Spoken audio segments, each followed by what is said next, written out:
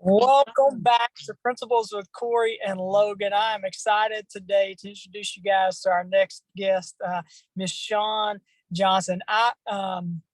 We had a friend on, actually a friend of mine, several weeks ago on our podcast, Drew Jackson. And Drew, at the end of it, I was asking him some people that, hey, who do you know that I should know? And he said, well, you got to get to know Shawn. She is doing some awesome things within companies, but also doing some great things with generational inclusion and helping with the generations, doing some great stuff. So I reached out to Shawn, got to know her a little bit and her story and her passions. And I think you guys are going to be blessed today getting to know Shawn, hearing what she talks about and how she helps a wide range of generations. So first off, I want to say, Shawn, welcome to Principles with Cory and Logan. Thank you. I'm really excited to be here and have this conversation about one of my favorite topics. So I appreciate Drew's recommendation. And I appreciate you reaching out to me.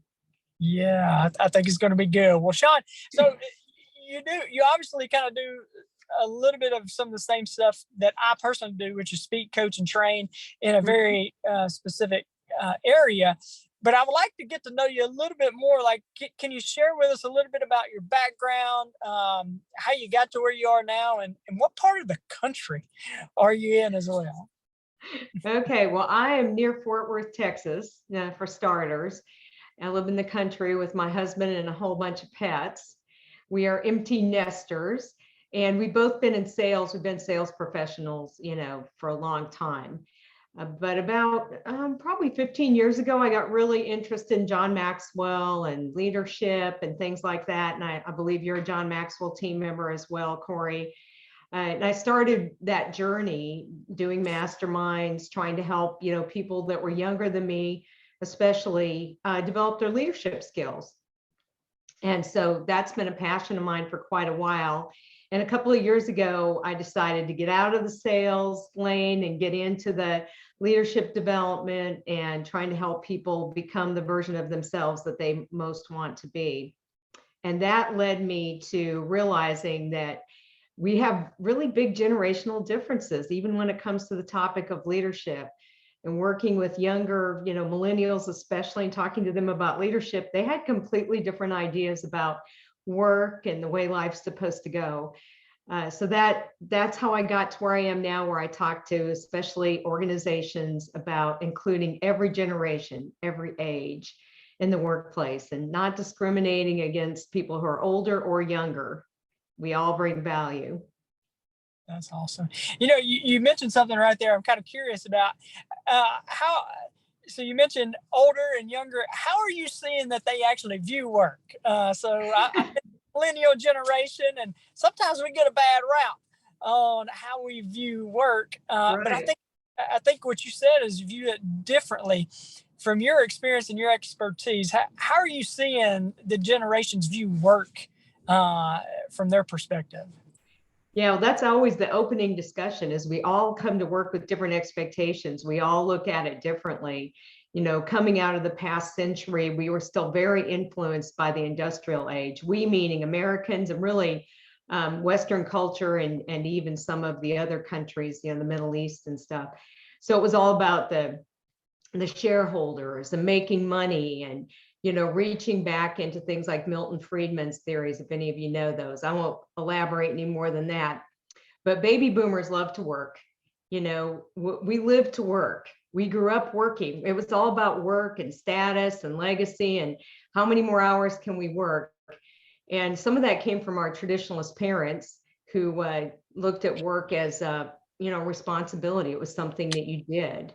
You worked for the same company your whole life. And then along came Gen X, and they said, no. We saw with our parents, companies aren't loyal. We want work-life balance. We don't want to spend our whole lives like those boomers at work. And then next, of course, the millennials, they've been called the canary in the coal mine for good reason, because they said, this is crazy. You guys are crazy. We don't want to compete. We want to collaborate. We want to work together. We want work to be fun. We know we can work from our cell phone. We don't need to be in the office at 5:30 or 6 o'clock every night. Or if they're blue collar jobs, they don't want to work every single weekend. So It's all changing. And now we have Gen Z, the oldest Gen Zers are, turning 25. And so they've come in and they've got a different perspective than the millennials have. They want, well, for one thing, they're tech dependent. They can't function without technology. And they're not as relationship driven as millennials. They're more conservative and pragmatic, more careful with their money. They want work to have a purpose and a meaning and connected to a social cause. So you can see how when you start with the older generation who, work was just what you did and you were very traditional about it, to the younger generation that's like, it has to have meaning. We have to be helping someone. Well, that's interesting. You speaking on the millennial, you're actually speaking my language right there, because it's about fun and relationship and collaboration. That's why I do what I do. I enjoy collaborating with people, and it should be fun and enjoyable, right? It should be fun and enjoyable. What's wrong with these people? Yeah, it should be fun. I know, and the millennials are now 50% of the workforce. Yeah. And that surprises people sometimes, and they're managing people older than themselves.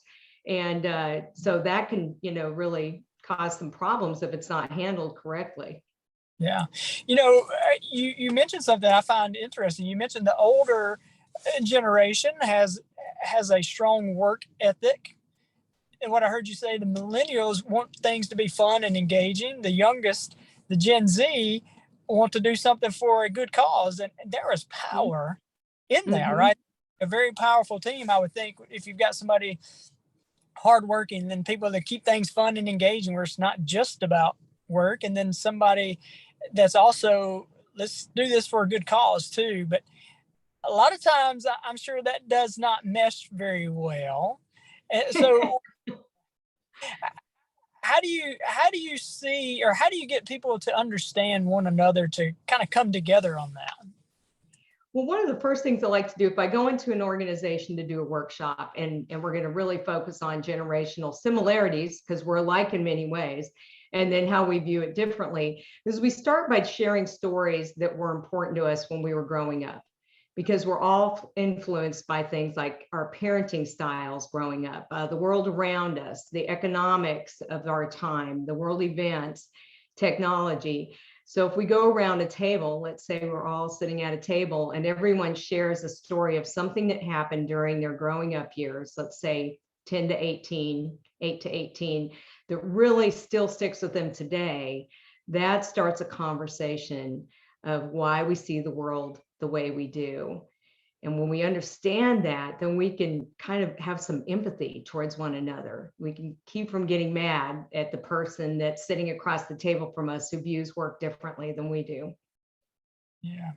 Well, I'm just kind of curious as I'm thinking into that, because I've worked with all ranges of ages and ability levels too. What do you think leads to those generations, like chunks of generations, believing the way that they do? Like, any thoughts on that? I'm just kind of curious. Yeah, I definitely. So, traditionalists grew up with the attitude, and when I say traditionalists, I'm talking about people over the age of 75, and many of them are still working. Sometimes it's volunteer work, sometimes it's part-time. My aunt, for example, is a full-time school psychologist. She's talking to grade school and high school age kids. So they grew up, you do the right thing. Work is what you do. Work is responsibility. Work is to provide for your family and nothing more. So when you say, I want my work to have meaning, they're going to say, yeah, it does. You're getting a paycheck, and then you move into the boomers, and you could kind of separate younger and older boomers, but boomers grew up in a very competitive environment. We grew up with lots of consumerism, TVs in every home, the American dream. If you work hard enough, you can own any sporty car you want. You can have anything you want. So we still tend to be very competitive. And we also grew up with moms that were at home. And that influenced us too, because if mom's at home, you don't really have to be super independent. You're going to come home and she's going to be taking care of things. And so boomers are very competitive. They're workaholics. They like a legacy. They like to own stuff. And they do have the most wealth of any generation still today. Wow. So when you think about working with a boomer and you're a millennial, You have to understand that they're going to think things should always be done the way they did them because they're used to being the biggest generation.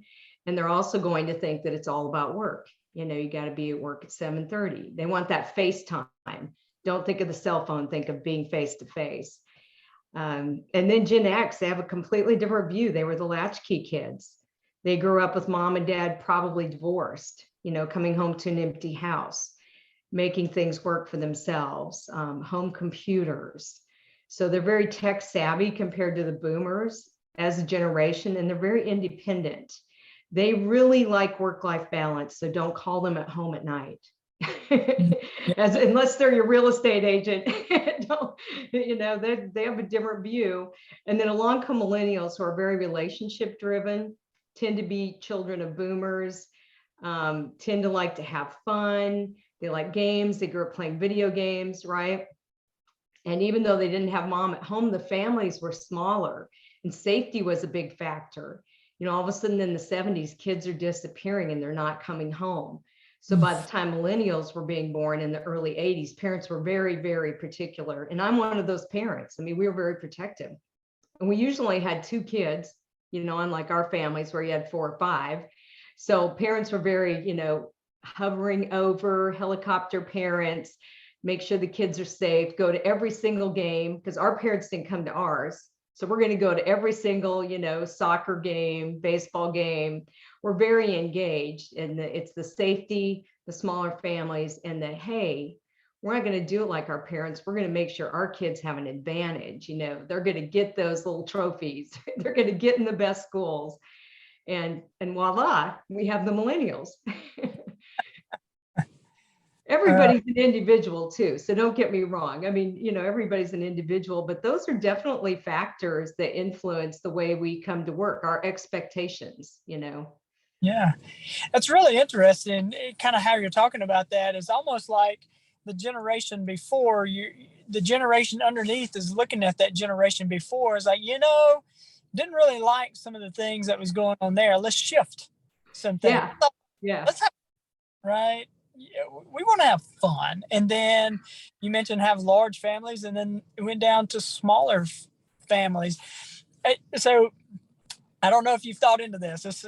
You just got me thinking, right? So I'm not requiring you to have an awesome answer on this. I'm just curious. So with what you're seeing with the generations, how you see that Gen Z shaping the next generation? What may be coming after the Gen Z generation? Well, the next generation will think of this pandemic as history. And that's an influence too. Gen Z is going through a really rough time. They're having to start that dream job or that new job remotely, working virtually. And there's some real burnout with that with Gen Z, where they want to be face to face. Gen Z likes to communicate face to face more than millennials, which is interesting. Yeah. They're not going to be as prone to want to text you. They actually want to see you. So this has been very stressful for them. And they're also finishing college, trying to go to school with masks on and not able to do the things that, we would think are normal. A lot of Gen Zers have missed proms. All of those things are like a rite of passage they've missed. So they're very practical, very pragmatic, very cautious, very safety oriented. And what that does to Alpha, which we believe is going to be the next generation, I don't know, because Alpha will be the children, technically speaking, of millennials, even though some of the Gen Zers are children of millennials. So what do you think? You're a millennial. How are you raising your kids? Or, what do you think is going to influence parenting? Because that's the very first component of how we look at the world, is we see the world through our parents' eyes. Yeah, that is a great question. I didn't think about it. I am a millennial that has 3 in that next generation there. And one of the things we've been thinking into, and this may be going off topic a little bit, but a lot of the people in my generation was that fatherless generation, right? Where there weren't many fathers in the home. And you mentioned mothers taking care of, and they're not at home because they're working, right? Trying to support those single mother homes. And I guess kind of what I'm seeing there in my circle of influence is that traditional family of mom and dad, and it being very family focused is kind of what I see in kind of our home and then our friend circle as well. With have the mom and dad, and it's very family focused. So where Mhm. that'll be, I'm not exactly sure, Shawn. Yeah, so you're going back to a traditional family style, is I think what I'm hearing you say. You're really recognizing the balance of, being at home and having family dinner together or going to activities together. And that makes perfect sense to me. You're pushing back. We always push back against the things that we didn't like. Yeah. So if we didn't like having mom working and dad not around, then we're going to push back and we're going to say, I'm not going to do that. I mean, for my own children, I will tell you that they are not going to be prone to make a corporate move across the country with their family to climb the ladder. Mhm. They're just not going to do that. And that's very frustrating to some of the boomers who did that, and older Gen Xers too, who have moved 3, 4, 5 times, uprooting their kids, pulling them out of school to get that next promotion. And then especially younger millennials and sometimes older millennials too are saying, we're not going to do that. Like that's, we're just not going to do that. Yeah. We'll just go build our own business. We're good. Yeah, exactly. And so, yeah, that's what happens, and I think the pandemic has just encouraged that. People are pushing back the great resignation. They're saying, you know what? Quality of life means something. Yeah. Money's important, but quality of life is important too. So within the companies, I'm kind of seeing that a little bit. A lot of the companies I'm working with having a hard time finding workers or people to show up. Do you feel like maybe that's where that transition is coming? People are going into entrepreneurship, or kind of here's what you're seeing. Yeah, and I think millennials were the generation. You're the generation that have started that trend, and then the pandemic's just encouraged it. And I'm even seeing people that are willing to do 2 or 3 jobs as long as they have the flexibility to do them on their own time and be with family and not be, making a major commute every day and then, sitting in a cubicle all day or being on the job, being on the factory floor or whatever. They're just not willing to do that. They want to be at their kids' basketball games. They don't, they don't want it. They don't want to sacrifice all of that. Yeah. Yeah. Wow. That's interesting. I'm kind of curious, Shawn. So you went into your sales training, those kind of things. You went into John Maxwell, but now you've got a very interesting kind of area that you focus in on. What kind of clicked with you? What caused you to say, you know what, I see an opportunity here, I see a need here? What was it that triggered that? Well, there were a couple of things that triggered it. First of all, I'm a younger boomer, but I'm getting older. And I knew that the last time I interviewed for a job, I won't name the company, but I knew it was so obvious that there was age discrimination against any of us that were over the age of 50, I'll say, maybe even 45. Those more experienced sales professionals. And we actually had a conversation, those of us interviewing in the waiting area, we actually talked about it, and that, the 30-year-olds were getting the job, even though we were qualified. So that was kind of a wake-up call. And then I started realizing all the corporations that were starting to push out our friends that were a few years older. You're in your early 60s, we're kind of done with you now. And hire young people. Nothing wrong with hiring young people. You absolutely should be doing that. But these are the people that understand how we got here, and they can help those younger people keep from making the same mistakes, navigate their future.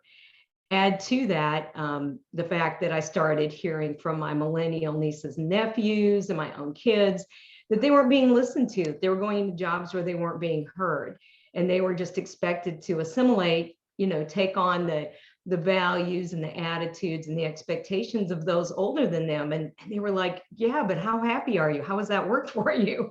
And so that combination of the frustrations of the younger generations and, the pushing out of anyone over the age of maybe 55 just really struck me in a way that I thought, this isn't right. I want to talk to people about this. I want to help where I can. Wow, that's awesome. Well, I think what you're doing is a powerful thing. And you mentioned one of the ways that you kind of get, I guess, teams to start working together on that is really start understanding one another from their point of view, the empathy component. But how do you get kind of teams to get on the same page? You got a boomer generation, like you mentioned, that work hard, long hours, be there on time. And you got millennials that are like, hey, let's take it easy, take it easy, relax a little bit. Let's make this flexible. Like, how do you get them to work together? There's power in what you mentioned, both of them bring. You got experience and expertise and knowledge, and you got creativity and innovation and energy. So how do you get on the same page? I think it all starts with respect. Mm. And it's interesting, and I started hearing this all the time a couple of years ago. In fact, Drew and I have talked about this. Everybody wants respect. They want to feel valued. So we have to respect the boomers and some of the older coworkers for what they bring to the table. If they can't figure out an app, don't get mad at them. Show them how to use it. If they're using Zelle for the very first time, walk them through it in a nice way. If you've got someone at your bank who wants to write a check for cash, just let them do it, and don't look down your nose at them. Then the flip side of that respect discussion is, respect. We've kind of left out Gen X. Sometimes they're a quieter generation, but a lot of them are the sandwich generation. They have kids, they have aging parents. Respect their need to get off and take mom to the doctor. Respect them for what they're bringing to the workplace. Respect that they were early adapters of technology. They know some things that you might not know. And then respect the millennials. They're making great changes. They have great ideas. They're very innovative. And much of what they're saying is not wrong. So, we have to respect the things that the millennials are bringing to the workplace, which is in many ways has been a real wake-up call, and that is that life is not all about work. Yeah. But then we have Gen Zers, and they're coming in, they're tech dependent, and they're so comfortable with things like videos. I was just talking to someone who owns their own insurance firm, and I said, why are you not hiring younger people? Why? Well, it's hard to get along with them, and I don't know what they want, and I don't know what they expect. And so we'll get to know them. They can make some quick videos to promote your insurance business. You want to capture those customers. They're buying cars, they're buying homes. Get those Gen Zers in there and listen to their ideas. So yeah, it starts with respect. Let's respect everyone for what they bring to the table and try to understand why they think like that. Yeah, I bet you find out pretty quickly you share a lot of the same values. I think you're right. I think that's an excellent point. That's the empathy, understanding people from their point of view, and then respecting people. I think that's a great foundation starting point. So let's say we've got an entrepreneur, we got a business owner, somebody out there, a leader of a team that's listening to this and is like, Shawn, look, if you can just give me one thing, look, these people are not getting along. They don't understand, but I want to help facilitate them to come together. If you had like one little key for them to initiate, what might that be? Open the dialogue. Come to the table. Yeah, if you have a conference room or you have something, bring teams together, share ideas, find the common ground. It's so important to find common ground.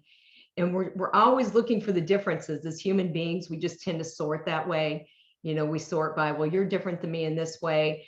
But if you come to the table, and especially if you focus on values, what's important to you, you'll find out pretty quickly that we have a lot of the same values, and then build on that.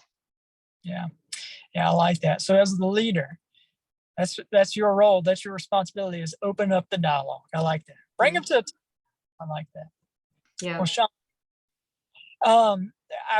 that's some great stuff. I see a bunch of books behind you. What are you reading right now? Oh, right now I'm reading a couple of new books on generational differences, and I don't think that they're behind me, actually.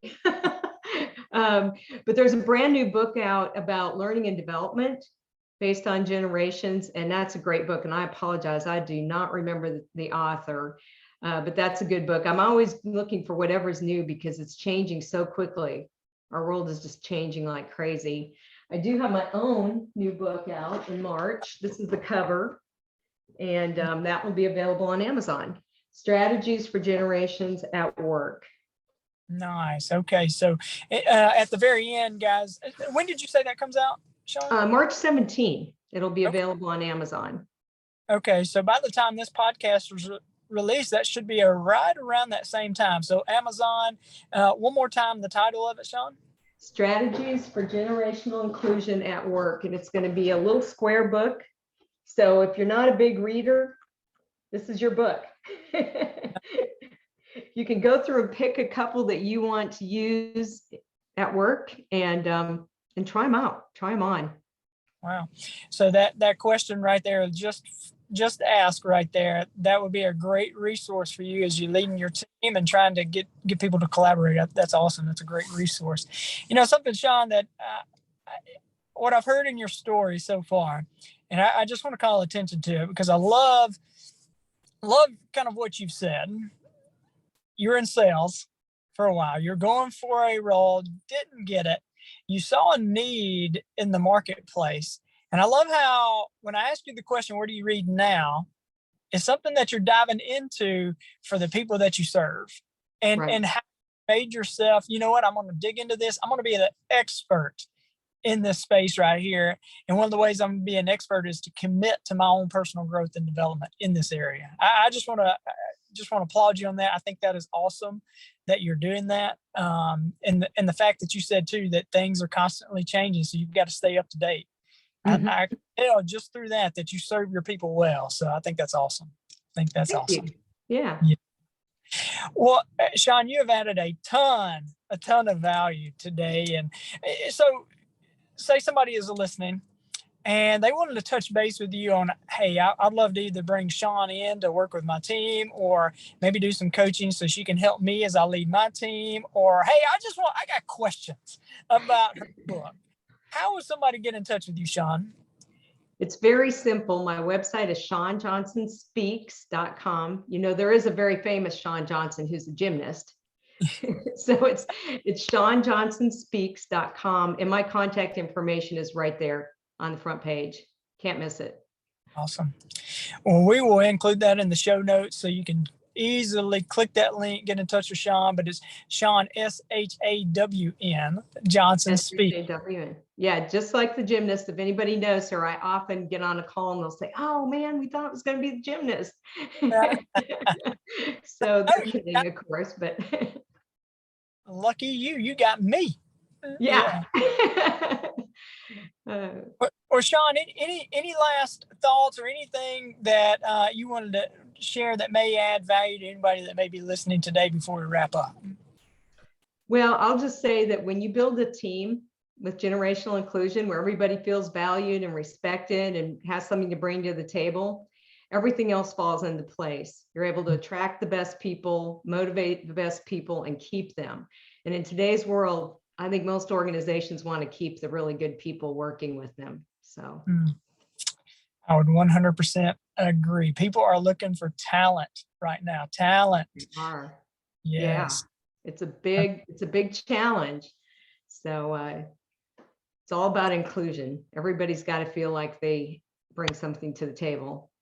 Yeah, that's awesome. So ShawnJohnsonSpeaks.com. If you have questions or just wanted to reach out and touch base with Shawn about how she may be able to help you and your team or help you personally, I know she'd love to do that. Book comes out on the date, March 17th there. So you can check that out, y'all, and be on Amazon. So Shawn, I greatly appreciate your time today. I know you have added a ton of value. So thank you for your time today.